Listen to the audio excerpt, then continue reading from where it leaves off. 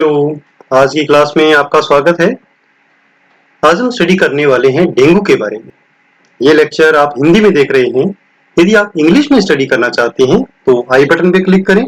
वहां से आपको इंग्लिश लेक्चर का लिंक मिल जाएगा या आप डायरेक्ट चैनल को भी विजिट कर सकते हैं। तो हम देखेंगे कि डेंगू क्या है। डेंगू एक वायरस से होने वाली बीमारी है और ये वायरस अर्बो वायरस ग्रुप का है। यह मनुष्य में एक मच्छर के काटने से पहुंचता है, यानी एक वेक्टर बोर्न डिजीज है। और वो मच्छर कौन सा है? Aedes mosquito. डेंगू बुखार और इसके जो गंभीर स्वरूप हैं जैसे डीएचएफ या डीएसएस, ये लगभग पूरे यानी अंतर्राष्ट्रीय समुदाय के लिए चिंता का विषय बने हुए। लगभग 100 देशों में ये एंडेमिक है। भारत में भी तेजी से शहरीकरण और जीवन शैली के बदलाव और जल प्रबंधन की कमी के कारण यानी एनवायरमेंटल कंडीशंस के कारण कुछ वर्षों से डेंगू के खतरों में वृद्धि देखी गई। पॉजिटिव एजेंट क्या है? जैसे अभी हमने आपको बताया कि डेंगू का कारण एक वायरस होता है जो जीनस फ्लेवी वायरस का एक मेंबर होता है। एंटीजेनिक और जैविक विशेषताओं के आधार पर यह वायरस के 4 स्वरूप होते हैं: DENV1, DENV2, DENV3 और DENV4। ये सभी चारों सीरोटाइप अलग अलग गंभीरता के साथ डेंगू बुखार, डीएचएफ के साथ या डीएचएफ के बिना और एपिडेमिक्स के लिए समान रूप से जिम्मेदार है। मोड ऑफ ट्रांसमिशन, जैसा कि हम सब जानते हैं कि डेंगू मच्छर के काटने से होता है और वो मच्छर कौन सा है? एडीज। एडीज इजिप्टी हो सकता है या एडीज एल्बोपिक्टस। इन मच्छरों के काटने से डेंगू फैलता है। एडीज मॉस्किटो जो है वो बीमारी शुरू होने से एक दिन पहले और लक्षण आने के भी लगभग 5 दिन तक जब भी किसी मरीज को काटता है तो वो खुद भी इस वायरस को अपने अंदर ले लेता है और लगभग 8 से 10 दिन बाद के इंक्यूबेशन पीरियड के बाद वो इन्फेक्शन फैलाने के लिए रेडी हो जाता है। और एक बार ये एडीज मॉस्किटो इन्फेक्टिव हो जाता है तो पूरे लाइफ टाइम के लिए वो इन्फेक्टिव रहता है। एडीज इजिप्टी की जो पॉपुलेशन है या नंबर इस मच्छर के हैं वो बारिश के दिनों में और यहाँ जहां पर ज्यादा पानी का कलेक्शन है उसके आधार पर बढ़ता है और डिपेंडिंग अपॉन वो कम भी हो जाता है यदि पानी की कलेक्शन नहीं है तो।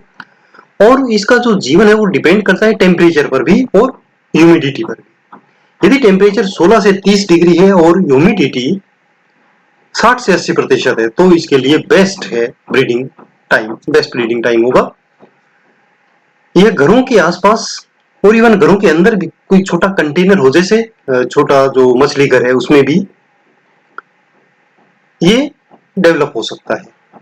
इवन छत के ऊपर आसपास डिस्पोजल गिलास पड़ा है और उसमें अगर थोड़ा सा पानी है उसमें भी ये अपने अंडे दे सकता है और लार्वा आ सकते हैं, फिर वो मच्छर बन जाते हैं। मच्छर की पहचान उसके शरीर के ऊपर होने वाली सफेद निशानों से होती है। तो इस प्रकार के व्हाइट स्पॉट्स इसके ऊपर होते हैं जिससे हम इसको आइडेंटिफाई कर सकते हैं। साइन सिम्टम क्या होंगे डेंगू के?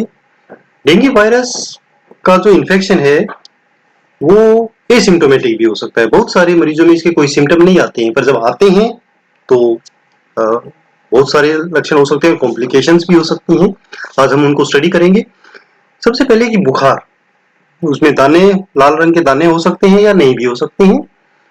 तेज बुखार के साथ ठंड भी लग सकती है। सर में काफी तेज दर्द होता है और मांसपेशियों और जोड़ों में बहुत तेज दर्द होता है। आंख के पीछे भी दर्द होता है, इस प्रकार का एक स्पेशल पेन होता है। और विशेष रूप से जब आंखों की मूवमेंट करते हैं या आंखों पे थोड़ा सा प्रेशर डालते हैं तब वो दर्द होता है। फोटोफोबिया भी हो जाता है। रोगी चाहता है कि धूप ना हो, प्रकाश ना हो। अन्य सामान्य लक्षणों में बहुत ज्यादा कमजोरी, भूख न लगना, एनोरेक्सिया, कॉन्स्टिपेशन, स्वाद में बदलाव, पेट का दर्द, टेंडरनेस पेट में, इंगुइनल क्षेत्र में दर्द, गले में खराश और एक डिप्रेशन की कंडीशन ऐसे महसूस होती है रोगी को। बुखार इसमें नॉर्मली इस समय 39 से 40 डिग्री सेल्सियस के बीच रहता है। ये बुखार लगभग 5 दिनों तक रह सकता है। वायरल इन्फेक्शन है, ये सेल्फ लिमिटिंग होगा और अपने आप वो ठीक हो जाता है लगभग 7 दिनों में। बट बहुत सावधानी बरतनी होती है। यदि कॉम्प्लिकेशन हो जाती है तो ये खतरनाक हो सकता है।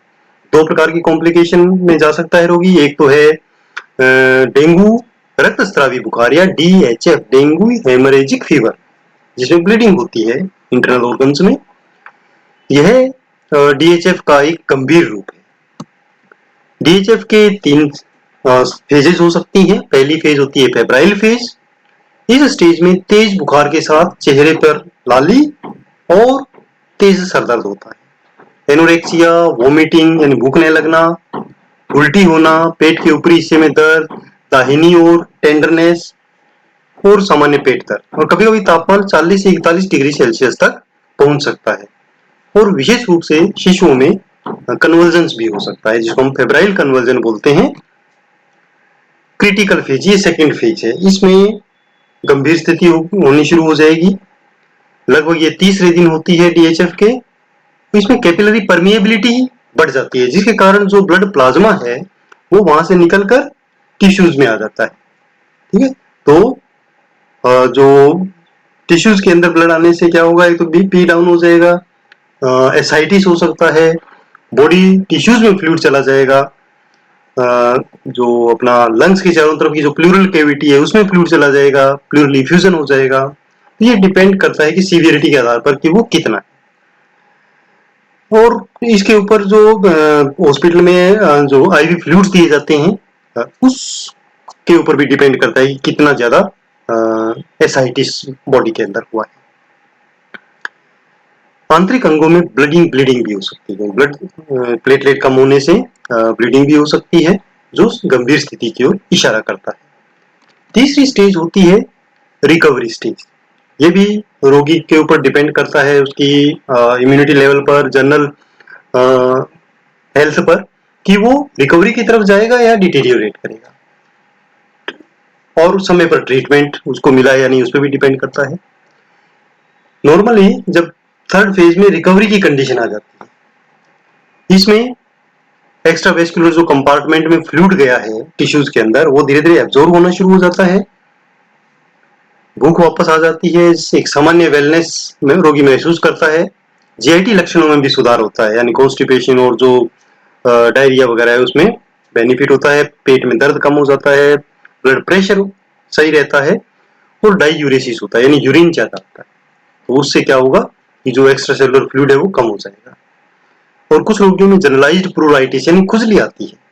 ब्रेडिकार्डिया का भी अनुभव वो कर सकता है। ब्रेडिकार्डिया का मतलब कि हार्ट रेट कम हो जाती है। परंतु अगर रिकवरी की तरफ नहीं जा रहा है रोगी, तो नेक्स्ट फेज जो सेकंड कॉम्प्लिकेशन है DSS, वो हो सकती है। रोगी शॉक में जा सकता है, जिसे हम बोलते हैं डेंगू शॉक सिंड्रोम। यह बहुत ही गंभीर कंडीशन है। DSS में प्लाज्मा रिसाव, गंभीर रक्तस्राव और गंभीर ऑर्गन फेलियर्स के साथ शॉक में जा सकता है रोगी। इसमें हाइपोक्सिया हो जाता है, एसिडोसिस हो जाता है, और मल्टी ऑर्गन फेलियर हो जाता है, और मृत्यु भी हो सकती है। डायग्नोस्टिक इन्वेस्टिगेशन, इसका पता कैसे लगाएंगे कि डेंगू है, तो 4 प्रकार के टेस्ट इसमें किए जा सकते हैं। एक है RT-PCR, क्योंकि ये RNA वायरस है तो RT-PCR से इसको आइडेंटिफाई किया जा सकता है ब्लड सैंपल से। एलाइजा टेस्ट करवाया जा सकता है, जिसमें जो इसका एनुलप प्रोटीन होता है वो आइडेंटिफाई हो सकता है प्राइमरी और सेकेंडरी दोनों प्रकार के डेंगू इन्फेक्शन में। रैपिड डायग्नोस्टिक टेस्ट किट्स भी अवेलेबल है मार्केट में, जो लगभग 15 मिनट में इसका रिजल्ट दे देती हैं, केवल एक ड्रॉप से ब्लड के। और प्लेटलेट काउंट भी काफी महत्वपूर्ण है, क्योंकि प्लेटलेट काउंट से हमें पता लग सकता है कि रोगी को कब ट्रांसफ्यूजन की जरूरत है, प्लेटलेट्स की या ब्लड की, या कई बार प्लाज्मा एक्सपेंडर्स की भी जरूरत पड़ सकती है। ट्रीटमेंट क्या होगा? ये वैसे वायरल डिजीज है, तो सामान्य स्थिति में केवल सिम्टोमेटिक एंड सपोर्टिव ट्रीटमेंट दिया जा सकता है। पर्याप्त हाइड्रेशन यानी फ्लूइड देंगे रोगी को। यदि बुखार है तो पैरासीटामोल ये मेडिसिन दी जा सकती है, और ORS दिया जा सकता है, और अन्य जो फलों के जूस वगैरह जो है वो दे सकते हैं। परंतु यदि कॉम्प्लिकेशन हो गई है, DHF या DSS हो गया है, तो रोगी को अस्पताल में भर्ती कराना पड़ेगा। प्रॉपर ट्रीटमेंट होना चाहिए, नहीं तो रोगी की मृत्यु की संभावना रहती है। आरंभिक अवस्था में शॉक का पता लगाने के लिए कंटिन्यूअस क्लोज ऑब्जर्वेशन बहुत जरूरी है। बुखार और निर्जलीकरण का प्रबंधन के लिए पैरासीटामोल, ORS और अन्य जो ओरल फ्लूइड्स हैं वो जारी रखेंगे। और रोगी को यदि वॉमिटिंग हो रही है या खाने पीने से वो इनकार कर रहा है तो IV फ्लूइड्स शुरू करने पड़ सकते हैं। इसी पर रोगी की स्थिति के ऊपर डिपेंड करते हुए प्लाज्मा एक्सपेंडर या ब्लड ट्रांसफ्यूजन या प्लेटलेट्स भी दिया जा सकता है। अब आता है इससे बचाव कैसे किया जाए। Prevention is better than cure. यदि हम इससे बच सकें तो बहुत ही अच्छा है। तो डेंगू की रोकथाम और नियंत्रण के संबंध में स्वास्थ्य शिक्षा, उन लोगों को अवेयर करना इसके बारे में, ये बहुत ही महत्वपूर्ण कदम है। और डेंगू को रोकने के लिए मच्छरों का नियंत्रण, तो एडीज जो मॉस्किटो है उसके वेक्टर कंट्रोल जो है वो भी बहुत महत्वपूर्ण उपाय है। उनकी संख्या को कम करना, उनको डिस्ट्रॉय करना। और डेंगू को रोकथाम के लिए कीटनाशक उपचारित मच्छरदानी उसको यूज कर सकते हैं ताकि मॉस्किटो है तो वो बाइट ना करें। मॉस्किटो बाइट को रोकना ये भी एक उपयोग काफी अच्छा प्रिवेंटिव मेजर है। इसके अलावा जो मच्छरों के ब्रीडिंग प्लेसेस हैं उनको हटाना ताकि लार्वा का नियंत्रण किया जा सके। इसके लिए जहां भी पानी इकट्ठा है वैसे खड्डों को भरना, पानी को ड्रेन करना।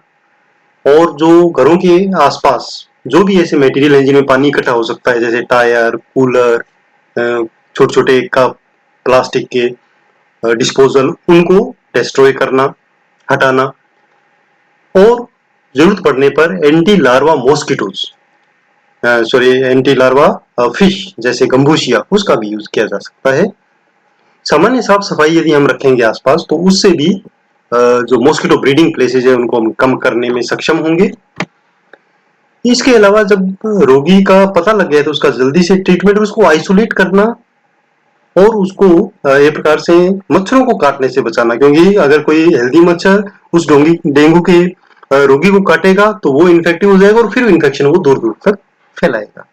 तो इसलिए उसको भी हम आइसोलेट करके रख सकते हैं और मच्छरदानी का यूज कर सकते हैं उस रोगी के लिए ताकि मच्छर उसको ना काटे। वेक्टर नियंत्रण के उपाय में हम फॉगिंग करवा सकते हैं हल्के कीटनाशकों का प्रयोग करते हुए, डाइल्यूट कीटनाशकों का प्रयोग करते हुए। ये भी एक प्रभावी विधि है। इसके अलावा मच्छरों को काटने से बचाने के लिए बाहर जाते समय हमेशा लंबी आस्तीन के कपड़े पहने, लंबी पतलून पहने और दरवाजों और खिड़कियों के ऊपर नेट्स लगवाएं। यदि वो नहीं है तो उनको बंद रखें। और जो एक्सपोज्ड स्किन का पार्ट है वहां पर एंटी मॉस्किटो क्रीम लगा सकते हैं। इसके अलावा वेक्टरों की संख्या कम करने के लिए मच्छररोधी कॉइल या इलेक्ट्रिक जो मॉस्किटो किलर हैं उनका उपयोग कर सकते हैं। इस प्रकार हम डेंगू से बच सकते हैं। स्टूडेंट्स, ऐसे ही उपयोगी वीडियोस देखने के लिए आप फेसबुक पेज लाइक कर सकते हैं, चैनल को सब्सक्राइब कर सकते हैं और अपने नोट्स बनाने के लिए ब्लॉगर विजिट करना ना भूलें। mynursingstudents.blogspot.com फॉलो कर सकते हैं मुझे ट्विटर पर, इंस्टाग्राम पर और Facebook group nursing notes join कर सकते हैं। धन्यवाद। आपका दिन शुभ।